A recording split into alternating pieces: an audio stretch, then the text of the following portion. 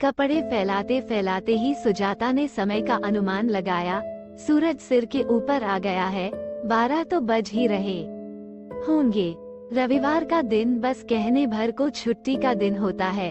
उस दिन तो व्यस्तता और भी बढ़ जाती है।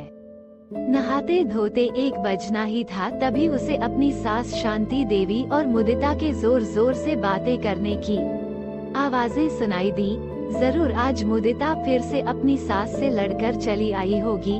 मुदिता उसकी छोटी नंद है, जिसका ससुराल इसी शहर में है। जब भी उसकी अपने ससुराल वालों से किसी बात पर कहा सुनी होती है, हाथ में सूटकेस उठाए अपने मायके चली आती है। घर में सबसे छोटी और सबकी लाडली होने के कारण लड़कर आने पर भी उसके गैर जिम्मेदाराना हरकतों के लिए उसे समझाने के बदले शांति देवी बढ़ चढ़कर मुदिता के ससुराल वालों में ढेरों नुक्स निकालती और उन्हें कोसती रहती। फिर लड़ाई का दूसरा अध्याय शुरू होता।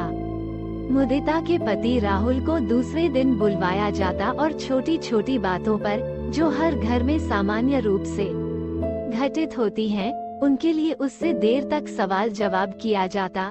राहुल के अपने घर का रहन सहन उसके आधुनिक ससुराल की अपेक्षा काफी साधारण था, इसलिए वो थोड़ा अपने ससुराल वालों से वैसे भी दबता था और चुपचाप सारी बातें सहन कर मुदिता को वापस अपने साथ ले जाता।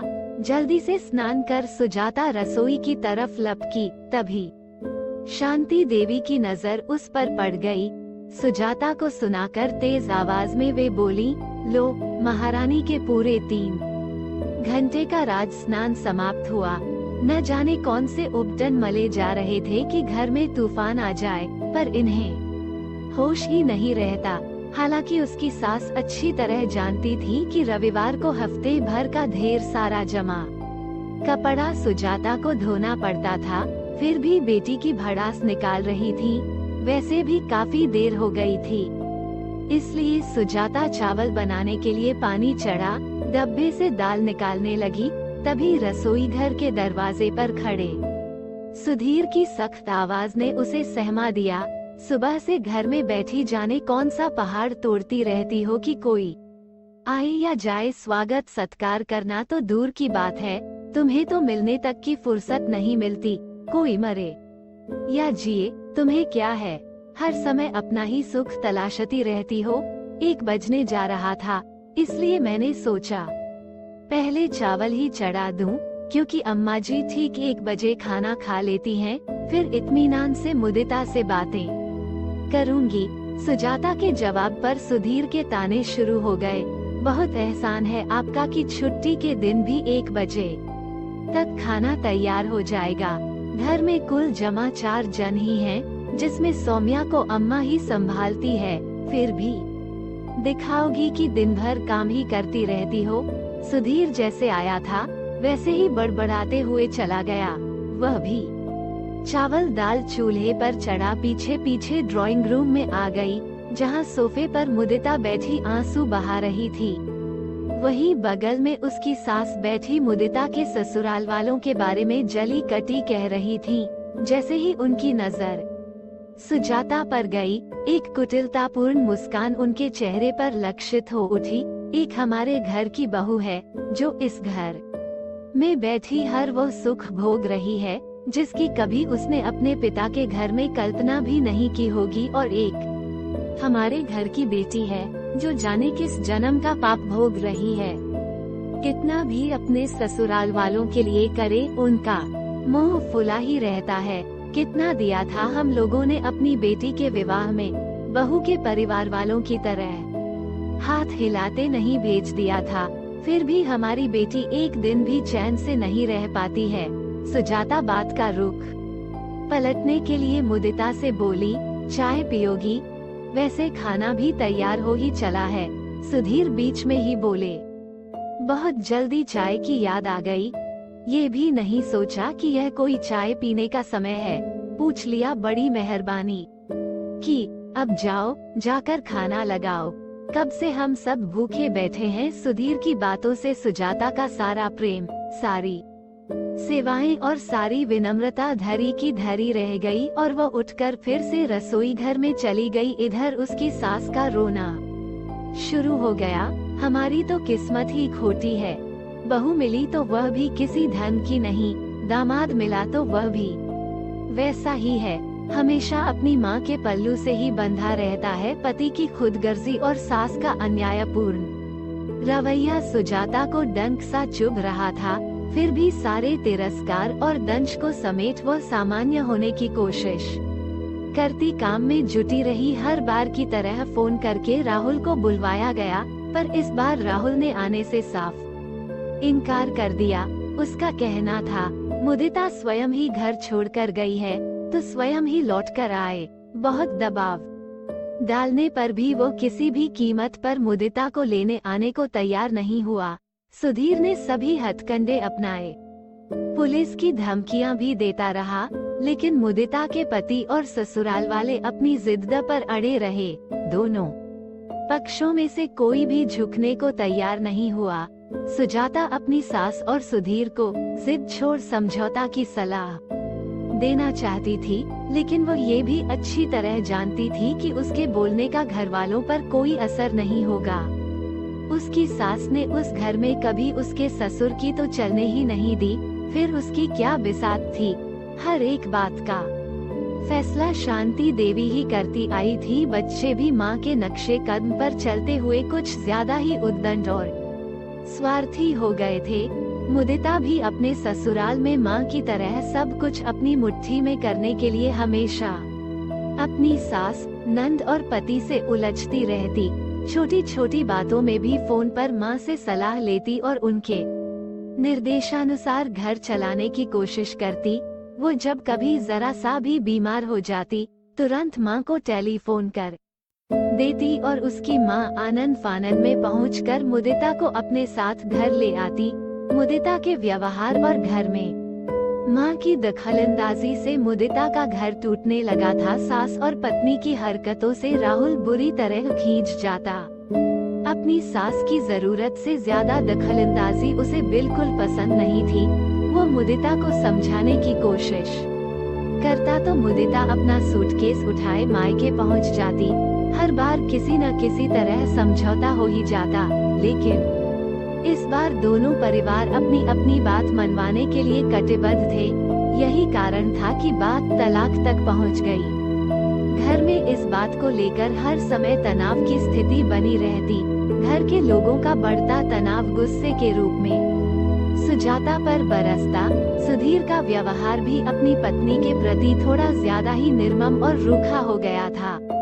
हर छोटी बड़ी बात के लिए वो अपनी पत्नी को ही दोषी ठहरा प्रताड़ित करता। गुस्सैल तो वह पहले से ही था। बढ़ती परेशानी ने उसे निष्ठुर और अमानवीय भी बना दिया था। एक दिन दाल में नमक तेज हो जाने पर सुधीर इतना क्रोधित हो गया कि सुजाता को गुस्से के मारे इतने जोर से धक्का दिया कि वो सीधे दीवार से जा टकराई और उसके सिर पर गहरी चोट लग गई। सुजाता दुखी मन से अपने कमरे में चली गई। सिर पर लगे चोट से ज्यादा मन पर लगा प्रहार उसे बेचैन कर रहा था। रोते रोते कब आंख लग गई पता ही नहीं चला। तभी अपने सिर के ऊपर उसे किसी के हाथों का कोमल स्पर्श महसूस हुआ। उसकी नजर सामने बैठी मुदिता पर गई। जाने कब से आकर बैठी थी, उसे आभास तक नहीं हुआ। मुदिता धीरे धीरे उसका सिर दबाने लगी। बरबस मिली सहानुभूति से उसकी आंखें भर आई। मुदिता ने ही चुप्पी तोड़ी। एक बात पूछूं भाभी, पहले जब मेरी शादी नहीं हुई थी तो बिना सोचे समझे मैं भी आपको जाने क्या क्या बोल दिया करती थी, पर अब सोचती हूँ इतना सब कुछ आप कैसे सहन कर लेती हैं? क्या आपको कभी गुस्सा होकर घर छोड़ने का मन नहीं होता? खुशी खुशी कोई नहीं चाहता इस तरह की तिरस्कृत जिंदगी जीना। सच कहूँ तो कभी कभी मेरा मन भी खुशियों की तलाश में भटकने लगता है। दिल चाहता है सब कुछ छोड़ जिंदगी नए सिरे से शुरू करूं, पर क्या इतना आसान है सब कुछ? विरले को ही जिंदगी ऐसे अवसर देती है, वरना जिंदगी तो हर कदम पर खुद ही एक चुनौती है। कहीं न कहीं तो इस चुनौती को स्वीकारना ही पड़ता है। तुम्हारे भैया क्रोधी स्वभाव के हैं। परेशानियां उन्हें कभी कभी उद्दंड और निर्मम भी बना देती हैं। फिर भी जब इस तरह का क्रोधी, दबंग, उद्दंड और सिर्फ अपना ही वर्चस्व स्थापित करने वाला व्यक्ति पति के रूप में मिल जाए, तो उसका एकमात्र उपाय उसे छोड़कर भाग जाना या अपनी जिंदगी नए सिरे से शुरू करना नहीं होता है। मेरे हिसाब से ऐसी परिस्थिति में जीवन की इस चुनौती को स्वीकार करना और परिस्थितियों को अपने अनुकूल ढालने की कोशिश करना ही सही रास्ता है। वैसे भी पुरुष होते ही अहंवादी हैं। उनके दिल में स्वयं की अवधारणा इतनी व्यापक होती है कि पत्नी का स्वयं उसमें समा ही जाता है। जहाँ तक तुम्हारे भैया का सवाल है, उनका विवेक भले ही कुछ समय के लिए खो जाता है, पर उनके अंदर की इंसानियत अभी जिंदा है। उन्हें अपने किए का एहसास रहता है। मेरे साथ दुर्व्यवहार करने के बाद कई दिनों तक तो मुझसे नजरें नहीं मिला पाते हैं। मेरे बीमार पड़ने पर मेरी देखभाल भी करते हैं। उनके क्रोध को मैंने बहुत कुछ साध लिया है और मुझे पूर्ण विश्वास है कि उन्हें जल्द ही अपनी गलतियों का एहसास दिला सही रास्ते पर ले आऊंगी। बस ईश्वर से यही प्रार्थना है कि मेरे मन की दृढ़ता कायम रहे। ये जरूरी नहीं कि हर जगह पति ही दोषी हो। आज का ये सबसे बड़ा सत्य है कि आर्थिक रूप से स्वतंत्र होती नारियों का स्वाभिमान अभिमान के हद को पार कर रहा है। यही अभिमान छिन्न भिन्न कर रहा है उसकी सहनशीलता को। छोटी छोटी बातों को सम्मान का विषय बनाकर घर टूटने लगा है। इस टूटते परिवार की सारी त्रासदी बच्चों को झेलनी पड़ रही है। सच पूछो तो औरत बरगद की वो छांव है, जहाँ बच्चे ही नहीं, घर के बुजुर्ग भी चैन और सुकून की सांस लेते हैं। इसलिए ही शायद प्रकृति ने नारी को इतना सहिष्णु और दिलो दिमाग से अत्यधिक कोमल बनाया है, ताकि रिश्तों की भावना को दिल से महसूस कर वो उसे टूटने से बचा सके। विपरीत परिस्थितियों में नारी अपने अंदर छुपी अदम्य साहस और सहनशीलता से अपने घर का तिनका तिनका जोड़ उसे बिखरने से बचा लेती है। कौन नहीं चाहता कि उसे सुंदर, समझदार और प्यार करने वाला जीवन साथी मिले, लेकिन जीवन में सब कुछ वही नहीं मिलता जैसा कि हम चाहते हैं। अगर अनचाहा मिले तो उसे अपने अनुरूप ये जरूरी नहीं कि हर जगह पति ही दोषी हो। आज का ये सबसे बड़ा सत्य है कि आर्थिक रूप से स्वतंत्र होती नारियों का स्वाभिमान अभिमान के हद को पार कर रहा है। यही अभिमान छिन्न भिन्न कर रहा है उसकी सहनशीलता को। छोटी छोटी बातों को सम्मान का विषय बनाकर घर टूटने लगा है। इस टूटते परिवार की सारी त्रासदी बच्चों को झेलनी पड़ रही है।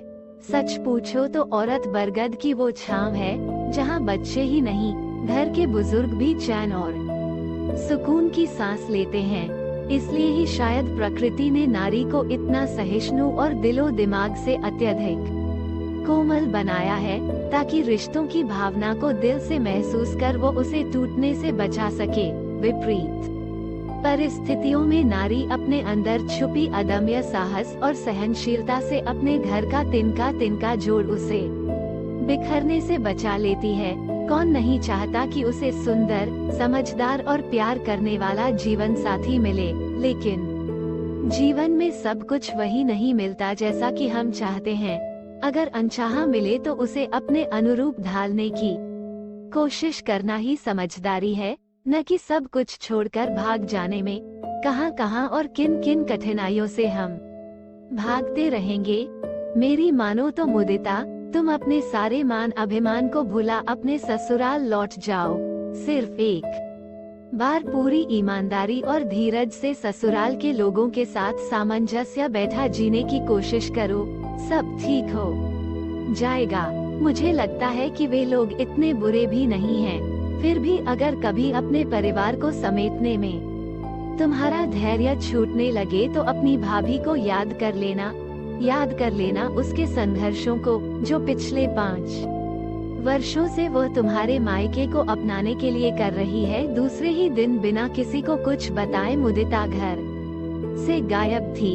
घर के लोगों को लगा सुबह सुबह मंदिर गई है। देर होने पर सबको चिंता होने लगी। तभी मुदिता का फोन आ गया कि वो अपने ससुराल चली आई है और यहाँ हर तरह से ठीक है, किसी को भी उसके लिए परेशान होने की जरूरत नहीं है। एक हफ्ते बाद मुदिता अपने पति के साथ सबसे मिलने मायके आई। दोनों ही काफी खुश नजर आ रहे थे। आते ही राहुल ने अपनी सास और सुधीर से माफी मांगी और सीधे दोनों सुजाता के कमरे में आ गए। कमरे में आते ही मुदिता सुजाता से लिपट गई। भाभी, आपको किन शब्दों में धन्यवाद दूं? आपने मेरा घर टूटने से बचा लिया। आप नहीं होती तो जिंदगी में न जाने मैं कितने कष्ट झेलती, इसका मुझे खुद भी अंदाजा नहीं। खाने की टेबल पर मुदिता अपनी माँ से बोली, माँ, आज से आप मेरी कोई चिंता नहीं करेगी। मैं अपना घर अपने हिसाब से चलाऊंगी। अगर आपको किसी की चिंता करनी है तो भाभी की कीजिए, तभी इस घर में भी सच्ची शांति आएगी। अगर आप लोगों का निष्ठुर व्यवहार सहते सहते कहीं भाभी टूट गई तो ये घर पूरी तरह उजड़ जाएगा। मेरी सास से तो आप आशा रखती हैं कि वो आपकी बेटी को अपनी बेटी समझें, आपकी बेटी के अधिकार को समझें, तो फिर इन्हीं सब बातों से आप भाभी को क्यों वंचित रखती हैं? भैया से भी मैं यही चाहूंगी कि जितनी नसीहतें आप राहुल को देते हैं, वे सारी की सारी नसीहतें खुद आपको भी याद रखनी चाहिए। भाभी की सहनशीलता को आप लोग उनकी कमजोरी मत समझिए। रिश्तों को बचाने की जिम्मेदारी सिर्फ उन्हीं पर नहीं है। पत्नी एक बंधन मात्र नहीं होती, वो तो ईश्वर, समाज, कुटुंब और माता पिता के आशीर्वाद से पति और परिवार को जोड़ कर रखने वाली सेतु है, जिसके मानसिक रूप से टूटते ही सब कुछ टूटकर बिखर जाता है। थोड़ी देर के लिए खाने के टेबल पर शब्द शांति छा गई, मानो सभी के अंदर विचारों का मंथन चल रहा हो। मुदिता के ससुराल जाते ही सुधीर सुजाता को डॉक्टर के पास ले जाने की जिद करने लगा। सुजाता के बार बार मना करने पर वह मानने को तैयार नहीं था। तभी शांति देवी बोली, अगर बहू डॉक्टर के पास नहीं जाना चाहती तो उसे कहीं दूसरी जगह घुमा ला। मैं आज खाना खुद ही बनाऊंगी और हाँ, सौम्या भी मेरे पास ही रहेगी। सुजाता को आज पहली बार लगा कि लोग ठीक ही कहते हैं। अगर पूरी लगन और निष्ठा से कोई काम को पूरा करने के लिए ठान ले तो जिंदगी जरूर उसे एक मौका देती है अपने काम को पूरा करने के लिए। बस जरूरत होती है थोड़े धैर्य की।